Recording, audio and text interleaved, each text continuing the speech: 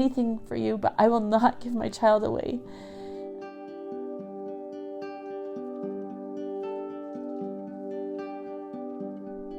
I trust you, but I can't do it. And he says, I'll help you.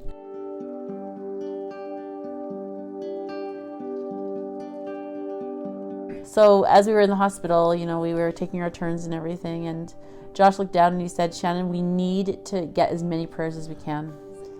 All of a sudden I looked down at my phone and there's this group called the Worldwide Fast. And there was like 50,000 people that followed it. And I knew it was church-based, but I didn't really know what it was. But I posted a picture of her, just words saying, please pray for Layla. She was in a drowning accident. We need prayers, as many as we can. Hours later, there was like thousands of messages coming in. From all across now, the before country this is, and in the world. This is before that big fast for the church happened. That was the first time they'd ever done it. And that page wasn't really used for asking for prayers. It was more like worldwide fasting, just telling people to fast. So what I really feel is a big blessing was that is what got me through everyone's messages of hope, prayer. I've gone through this, like just the click, like when I turned on the notifications, it was like ding, ding, ding, ding. And as I was alone, holding my baby, wondering if she'd survive, there were all these angels from all around the world that I didn't even know coming in as giving me comfort and giving me love that way. And there's even people that would respond to me saying, oh, I know somebody who, took their baby home after this. And I would watch them be like, I can do this. I can take my baby home and do this, And there was others that would send it like, this is what happened. Their baby did pass away. But that was very comforting, being alone and not having anyone with me. Yeah, we had people reach out to us from the Philippines, from England. I had a couple that lost their child that called us literally after she died. And what happened is we had so many people reaching out to us, and basically it gave us hope that basically if there's other people that went through this. And that was a big thing, especially with our brother and sister-in-laws. Sometimes when you're going through a trial, you don't really know what to do because you've never been there. It's like walking through the dark. Like, which way do you turn if you've never been here? But if there's someone that has been through that situation and they have a light somehow, or at least a destination, it gives you that hope and guidance, like I can some way navigate through this. And that's what I felt like people were doing with us. It was just giving us a little bit of hope, like, you guys, you may not know how you're going to survive, but you can if you choose. But you've got to change kind of your thoughts. You got to put it in God's hand and not your hand. At the time when you're going through it, the worst day of your whole entire life was April 9th.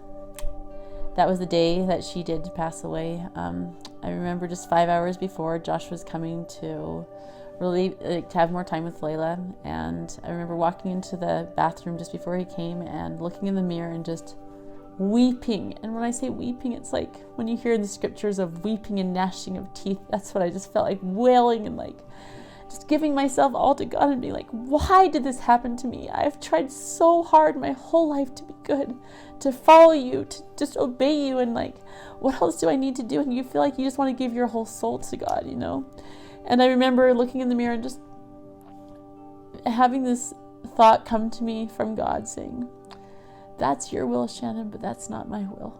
And I remember being like, I want this to be your will. Why? How could me not raising my own daughter not be your will? How could this not be the right thing to ask for? I am asking for just this one thing, And I remember him saying, Shannon, you have to give your child to me. And I remember going, I can't. There's no way. I can do anything for you, but I will not give my child away. And I remember him saying, Shannon, you have to. You have to trust me. I said, I trust you, but I can't do it. And he says, I'll help you. And I remember at that moment, he basically lifted my arms, and it was really weird, but it's almost like he lifted my arms and he talks through your thoughts. It's not like there was this angel talking to me. It was through my thoughts, but it was so direct from God that it was personal, miracle that happened for me. And I wouldn't believe it if I heard it from someone else, but since it happened to me, it was so evident that it was God helping me. And he's just raising my hands. In my mind, I just saw her spirit go up, even though she hadn't passed away yet. But just basically him lifting my hands and saying, I've got her. I will take care of her. And I remember after that, it was the weirdest thing, but I had peace. He gave me peace to say everything's going to be okay. I didn't know how everything was going to be okay. But I remember walking out and she was still alive, but I knew she was going to pass away that day. So I'm there. I'm holding her hand, And after a couple hours, they had to use a different machine, where the machine basically pumps. They're trying so many different ways to keep her alive. It's really rapid. And then they're like, you need to call your wife. She probably only has maybe an hour left, maybe. I was 30 minutes away where we were staying. So I called her, and so as my wife was about 5 minutes away, I always sing her favorite song, and it's a very common song, especially in the church. It's just, I'm a child of God, and as I was holding her hand, I was singing her, I'm a child of God. I couldn't finish the last verse, and then a woman came behind me and put her hand on me and finished it. And I'm like, how do you know that? That's the only song in my church. And she's like, I'm in your church in a different stake. And I didn't know. And so this sweet little lady that was from Tampa there, I've never met my whole life, helped me finish this little song for my little daughter. And then my wife came. And I literally... And another thing was, during COVID, they weren't allowing anybody else to come up. And my dad was with me, my mom was. And they're like, you probably won't even get up. And my dad said he was a pastor, so he was able to come up, and we were just running up the stairs. I'm like, we have minutes left. So they allowed me, my wife, my grandma, and randomly, she was just waiting out in the car. They're like, you go up. You go as fast as you can up there. During the height of COVID, when they where they were only allowed one, all four of us were there to see her. So we ran in, and I remember going next to her bedside, and I'm like, is she alive still? And they're like, yes, she is. So I was able to see her, her chest rise up and down, and I just held her. I just told her how much I loved her and how much she meant to us. And then I remember looking down and not seeing her heart go up again, her heartbeat. And I said, is she gone? And they said, that's her last breath. And I just remember we were just, you just start crying, and just, you feel every feel of that loss. But at the time they were giving a blessing too, and that was pretty much her release of saying, it's time, go home now to your Father in heaven. And anyways, we had some major miracles happen in the hospital, where we had a deep connection with Layla, and we knew that she was in our Father's hands. But we had the blessing of being able to hold her for 8 hours after, just holding her body, getting her all her prints, getting whatever we wanted, cutting her hair and getting different things. I had a friend who came up to me after she passed away, and he said something. He's like, what's your end goal with your kids? I'm like, well, that's easy. I want them to be like our Heavenly Father, so we can all be together forever. I want us to return home. And he says, well, one of yours just did. You accomplished your life goal with her. And for me, that softened my heart. I'm like, when it's all said and done, that was my end goal, right? And I turned to Shannon, one down. We made it with one. And for me, that brought so much peace that if that was our end goal, if you could go through life and say, if your children could have the end goal to return to Heavenly Father, and one made it, would you be happy or sad? You'd be happy. Now, I didn't know it would be so short, but that was my end goal. And so from that perspective, that made me feel like, do you know what? We had her, and she finished her mission on earth to return home. From this experience, it kind of prompted me to set some things right. And with that said, I felt like she was helping me to Dad, you need to be a better person. So when we went home after she died, we talked with our brother-in-law and sister-in-law, and they said, guys, we've had this foundation for 3 years, and it hasn't gone what we'd like it to, but we'd like you guys to help us. And we said, well, we'd like to take this in a different approach. And what happened is he talked about, maybe we should do something more oriented towards people. And he told me a story. He said, Josh, what you might want to realize is when you're really hurting, the best thing you could do is serve people. And my daughter's been dead, I think, maybe 36 hours at this moment. And I went to bed that night, and I woke up, because I woke up every... You barely sleep after your child I woke up at 3 o'clock in the morning for the next almost 6 weeks. I couldn't sleep. And the third day after Layla passed away, I woke up at 3 and I started going for a walk.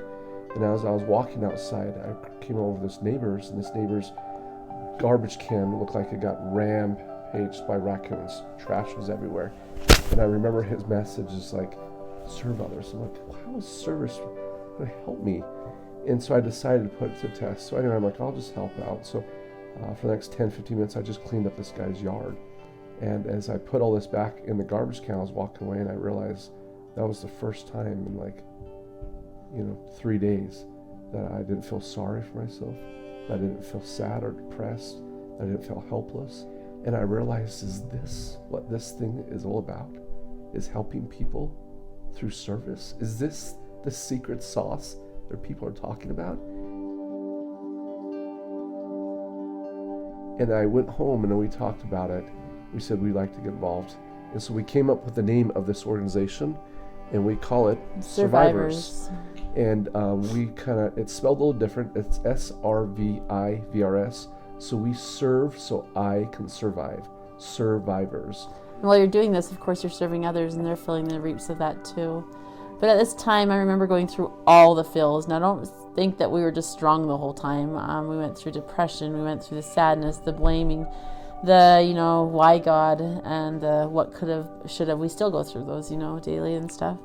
What I can tell you, though, is when you reach out and you allow yourself to be vulnerable with your situation, you reach out to other people who have gone through the same stuff. And I had certain people who reached out to us and certain people who resonated with what I'd gone through. And we've become the best friends now. And what I feel is when you have someone who's gone through the loss of a child, if that's what you've gone through, they know exactly how you're feeling. The closest to feeling, because sometimes you're like, nobody knows, nobody understands, nobody says the right things, and you just feel all alone. But with my sister and with some other people, they know the pain, and they don't even have to say anything. You just cry together, you just listen to each other, and you're just there for each other. Good days, bad days, it doesn't matter. But that's been one of the biggest healers for me, is just having people who know exactly what I'm going through. Because most people, when they find out that you've lost someone, 80% of people do, they say sorry and they walk away because they don't know how to respond. And from someone who's lost, that's the exact opposite. You want to talk about that person. You want to talk about the one you love. You want to express, because as you talk about it, it keeps them alive in your soul, your life, and in your presence, because they're still a part of you. The only way to take away pain is to take away those memories and the time that you had with her. And I think there's no way I'd ever want to take away that time. I'd rather have the pain. I'd rather have that pain with me, We want to talk to people and realize it's okay to be mad. You're not alone. You're not bad because you're mad. But my sister told me once, she says, it's okay if you get depressed, but don't stay there for a long time. And I think that's so true. You can feel those feels, and you need to feel those feels, but don't stay there for a long time, or else you become a depressed person the rest of your life. It's okay to be mad, but don't stay there, Yeah. And so what I love, though, is what we do is we basically, anyone that wants to do a service project in honor of their loved one, we just help them go through it. We do it with them, and we just are their cheerleaders, and we help them with the service project. So they pick the way that honors their child. In what way? Whether it's through, we've had service projects of honoring through Blinks for Babes, through honoring the firefighters or police officers that came. Thank you. Maybe they were into dance, and they honored them through dance recitals. Yeah. Swimming lessons for babies. Swimming lessons. Just different things. Maybe was big into baseball, and we find out scholarships to get them into Little League or T-ball or whatever their passion was. We just want to honor their child by providing that service that they can give back in their community. And since each of us survivors have done it, people keep on adding on to the survivors, but we're all survivors in some way. And I really feel like we all just need to come together and say, do you know what? I get it. Let's serve and honor and make our little babies proud, or our parents proud. And I really feel like it heals our heart, it heals other people's hearts, and that's how we're able to survive. And that's why we try to live the motto of love like Layla. That's right. We just love like Layla.